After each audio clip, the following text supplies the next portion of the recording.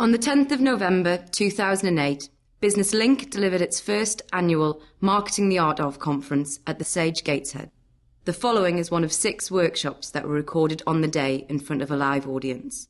Business Link is proud to present Philip Knowles, delivering How to Get to Grips with Your Competitors. Hi, I'm Philip Knowles from Durham Tees Valley Branch of the Institute of Marketing, and we're here to talk today about getting to grips with your competitors. Right, okay. They're better than us at this. How can we counteract that? Is that really important to the customer?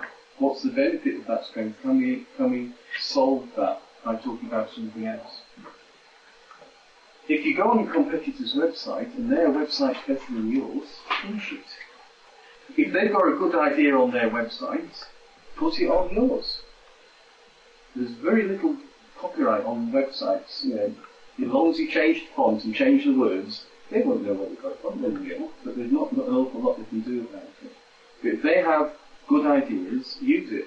And go on other people's websites, other businesses' websites, and see what their good ideas are and exploit it. But just because they're in a totally different industry to you doesn't mean that it isn't applied to your industry. Customers are customers. Improve planning and forecasting. Who does forecasts? Yeah.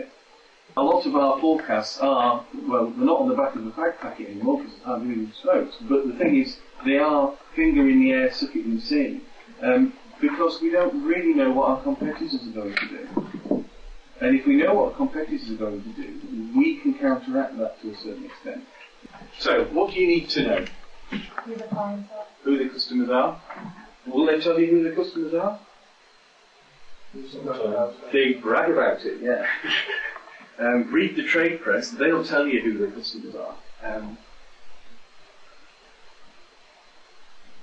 So, there's lots of things we need to know, and there's lots of information that we actually need to know in some kind of formal way as well, so that we can compare competitor to competitor and ourselves to the competitor. So, basic things like the products that they do, the services they offer, the prices if you can find it, what's their unique selling point? What's the thing that they think they're best at? And again, they'll tell you what they think they're great at because they'll tell you on the website. We all boast about what the things that we're good at on websites. So look at what they think are the key things. And they'll also tell you what they think their customers are interested in. Now, if you don't agree, it could be that they're right and you're wrong, or you're right and they're wrong. They'll also tell you who they're targeting. Because if you read their promotional literature, it will sort of describe a typical customer by the features and benefits that they're picking on. Does anyone actually have a head-to-head direct competitor that, about the same size as them, competing in exactly the same markets? Yes, yeah. And they have presumably a website. Yep. Do they tell you all those kind of things? Yep. Yeah.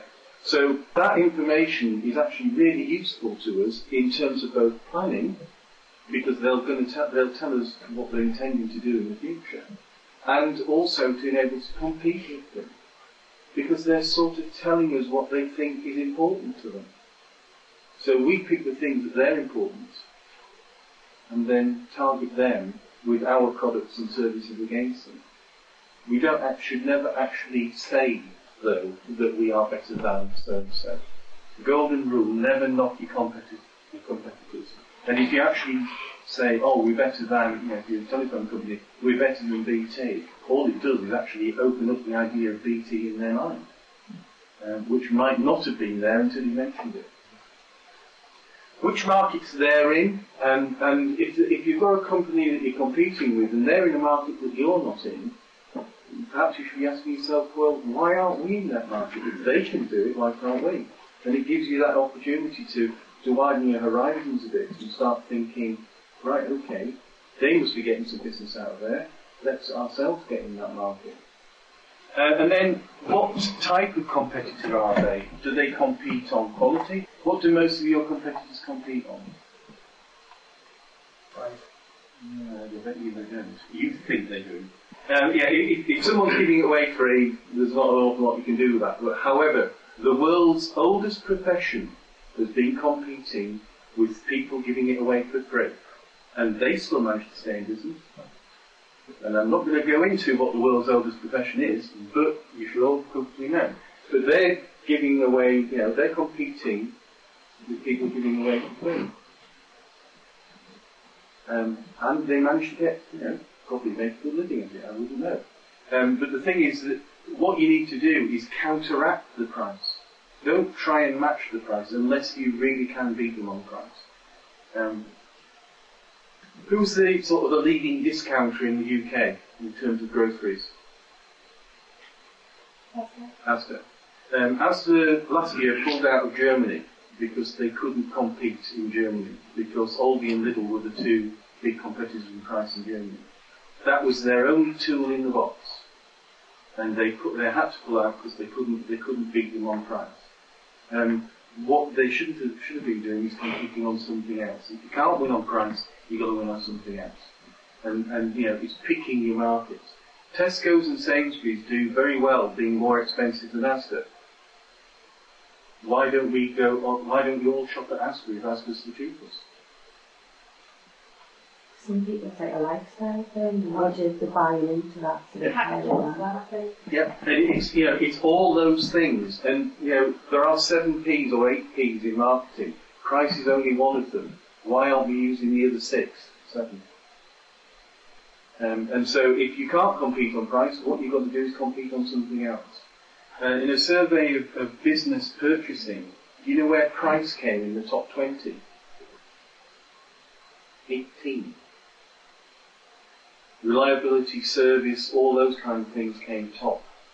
And that's actually what customers are, unless it's a commodity, that's really what customers are interested in, is the service, all the things that go around it. So, who are your competitors?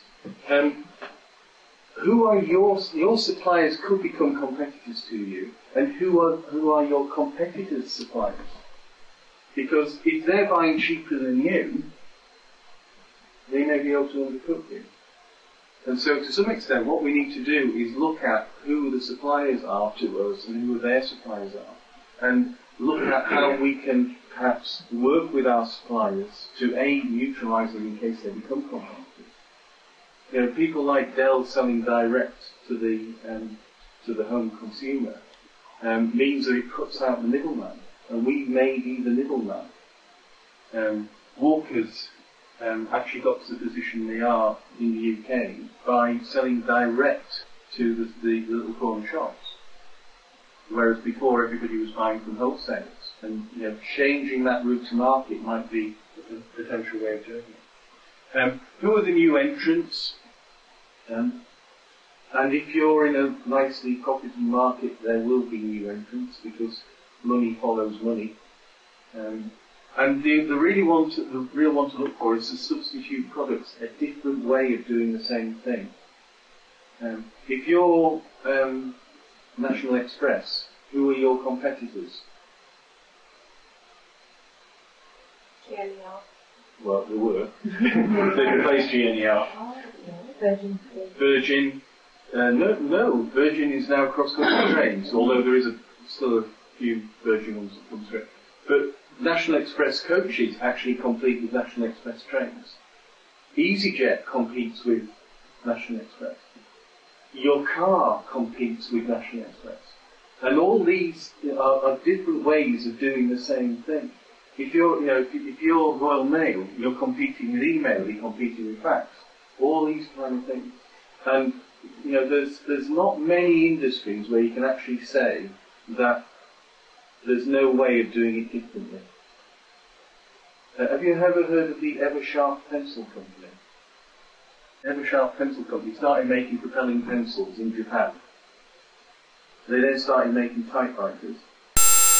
Then started making electronic typewriters. Then they started making computers. And they're now known as the Sharp Corporation. They make televisions, all those kind of things. That's because their markets have changed and they've changed with them. And as things have come in to threaten their business, they've moved into different areas.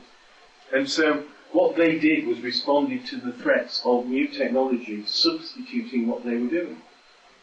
Don't need pencils anymore, we need typewriters. Don't need typewriters anymore, we need computers.